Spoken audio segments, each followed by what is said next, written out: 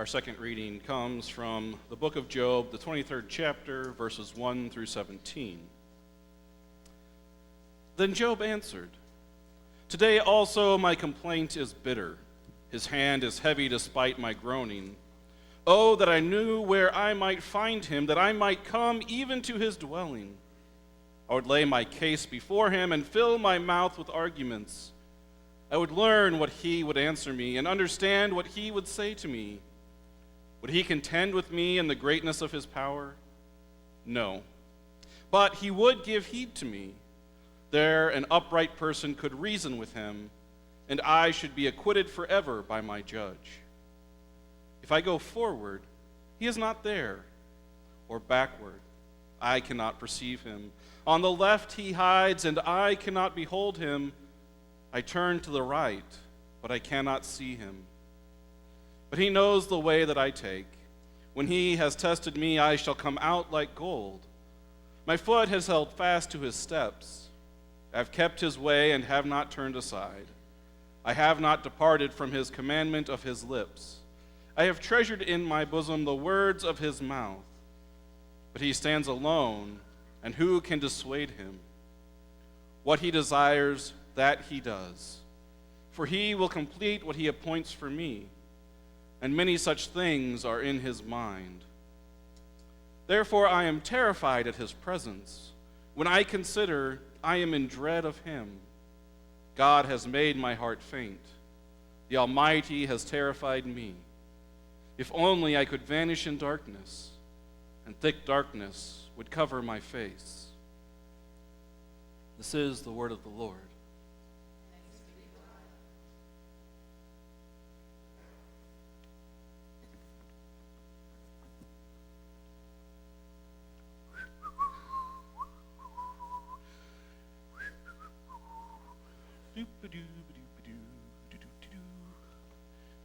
Wonder how long I have to wait here till they all go.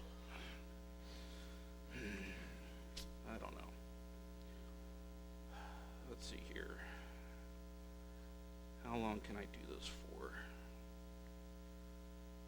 About 23 more minutes or so? Okay. Well, I don't think it's leaving.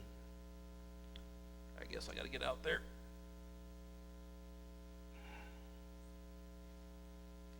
Yep, they're all still here.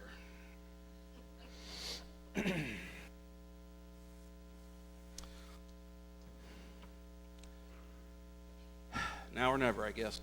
Okay. You all need Jesus. I said I was going to do it, and I did it. I don't know that I'll ever do it again, but I did today. Okay, so again, we get confronted with scriptures that aren't quite so uplifting, are they? They are the scriptures that we're not even sure if we like to read them during Holy Week. We're not even sure if we really like Psalm 22 on Good Friday. Psalm 22, that Psalm of David that talks about his own struggles, his own feelings of his enemies, the brokenness that he feels himself, but prefigures Christ on the cross.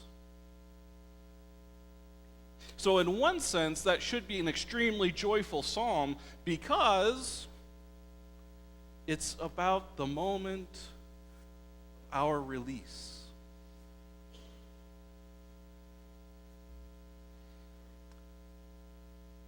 But what do we do about Job?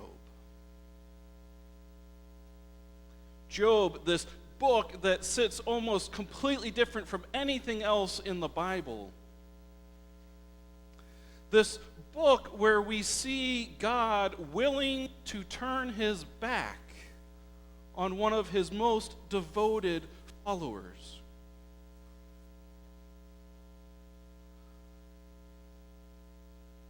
Taking the challenge and allowing one of the host of heaven, to punish Job, just to see whether or not he'll break.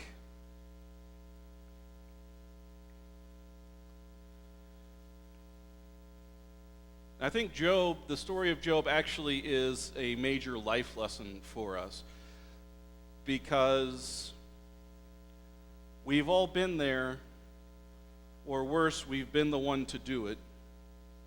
We find someone and we find what it's going to take to make them break. Or we have been the recipient. People have seen what it's going to take to make us break. And there's this horrible glee that goes in with that. But Job today, in answering his friends, says, I want to walk into God's house and face God and bring my complaints against God right to God's face, because I am convinced that I have been a holy person, and that when I give my account, I will be acquitted.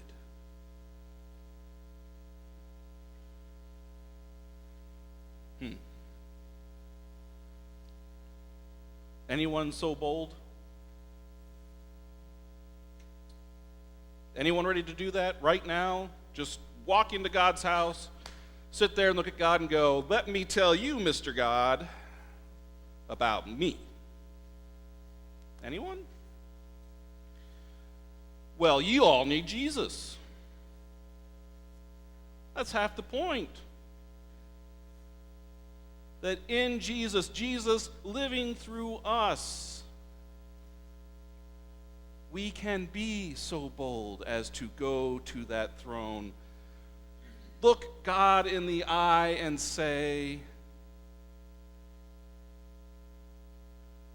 look at me. I should be acquitted.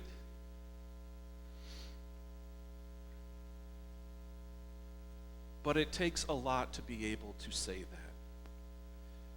It takes a lot, because understand that Job, being punished as he has been, losing everything in his life, continues to question God's goodness, but never questions God's sovereignty. Questions why God would see fit to allow this to happen to him, but still says, in the end, I will be acquitted. I want to have that boldness. I want to be bold enough to go and proclaim that Christ, that God, a God that is not actively out to punish us, but realizes that there are forces in this world that hurt us every day. This world that still faces the ultimate problem, well, at least for humanity, and that is, we all die.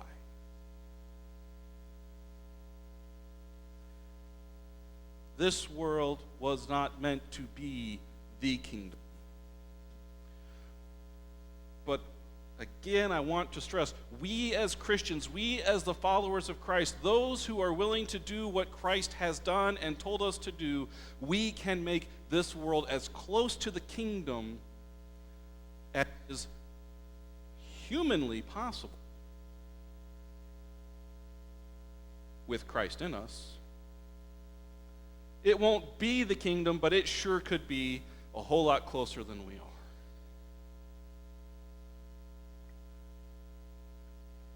But we get stuck sometimes, because when the bad things happen to us, we end up like David, sitting in our room and writing out these words, my God, why why have you forsaken me?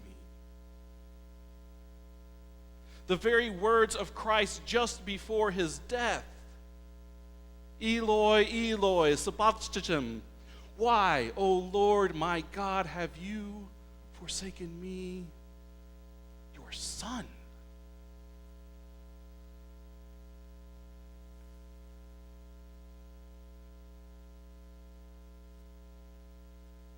And the hard part in all this is to realize God has not forsaken any of us. God did not forsake Jesus Christ. God knew what the reality of this world was and knew what the reality of the next one to come meant, and that meant Christ's death on the cross. God also knows that we face hurt on a daily basis. We face challenges of daily life. We face the challenges of death. We face the hurt of missing the presence of God.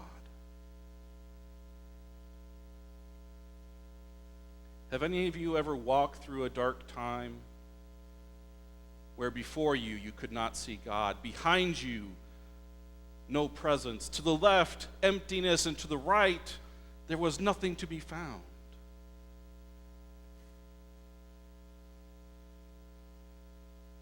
I have.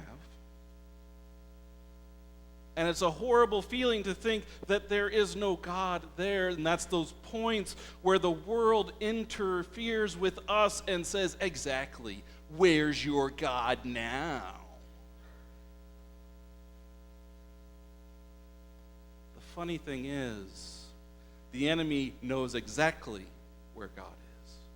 What the enemy is playing on is that we have gotten to a point where we have failed to trust and see. Because when we come out of those dark times, we realize even though we weren't feeling it, even though we couldn't see it, God was there. Christ with us always. Holding us, loving us, encouraging us, keeping us from the deepest and darkest points of that despair. But when you're in the middle of it, it's hard to see it. It's hard to trust it. When we think about a hurricane or a tornado, heck, even just a thunderstorm. When it comes in, can you see the end of it? Once it comes in and it's set, can you see its beginning and end? No. When you're in the middle of it, you have no idea how long or which direction, because all you can see is the storm.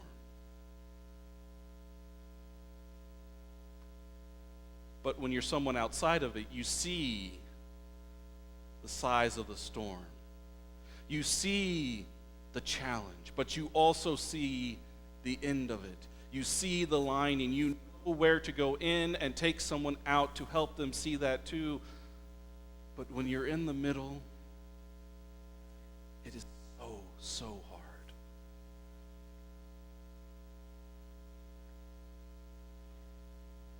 So we have things to hold on to in our lives.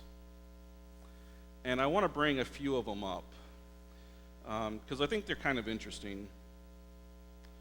Let me ask you this. What verse is God helps those who help themselves? Anyone know what that is in the Bible?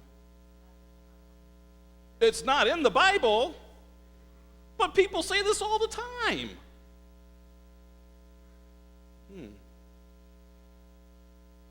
Anyone know who first said this?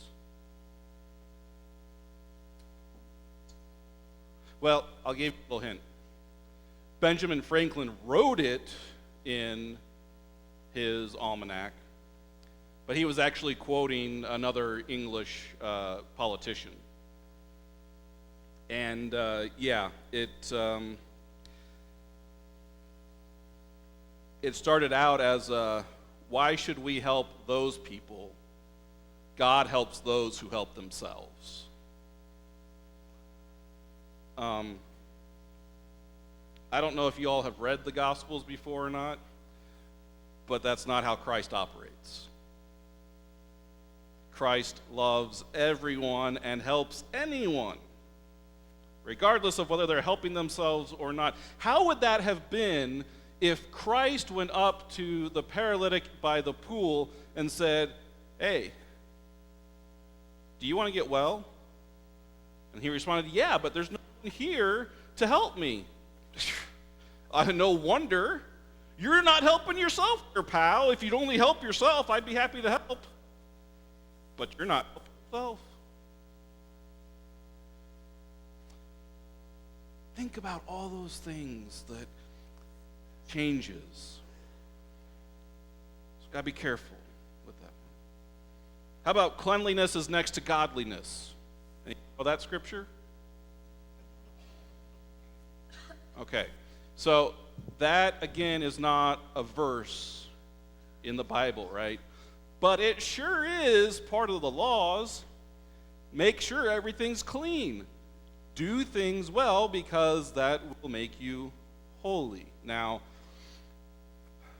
oftentimes when we use this, and by your response, I'm sure most of you have heard this and or said this, we're usually talking about make sure that the house is cleaned up, right? Get your room cleaned up. Or if you have young boys who are getting into their teens, they may have just had a birthday they celebrated together, or someone who's getting close to that, you know that boys have this film on them. And this film gets on everything and makes it sticky and gross and makes their room smell. So you want them to do their laundry and to take showers at least 4 times a day. Cleanliness next to godliness. How about this one? Hate the sin, love the sinner. You know that verse? You know that saying of Jesus? Okay. Now, is that a fairly good one? Is it biblical? Not really. And why I'm saying that is that's one of those things that we say to help us feel as though we're not sinners. Right? We all are sinners. Some of us just do it differently than others. And if we're not careful, we start to think, we've got Jesus, we ain't sinners. Jesus didn't come to save the righteous, but to save the lost and the sinner. Now, don't get me wrong there. I'm not saying go out and sin like crazy, folks. I'm saying try not to sin anymore. Just know that it's going to happen, but let's try not to. Money is the root of all evil. Where did you hear that? Where did you read that?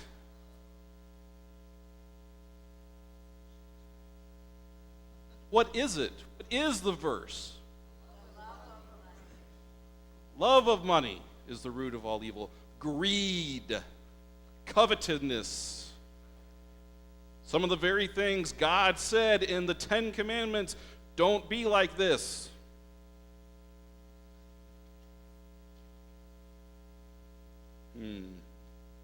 Anyone else think of any interesting ones that we hold on to that they sound good, but they may not really be biblical? There's a whole bunch out there, so we just picked a few. But this becomes our problem if we're not careful. We forget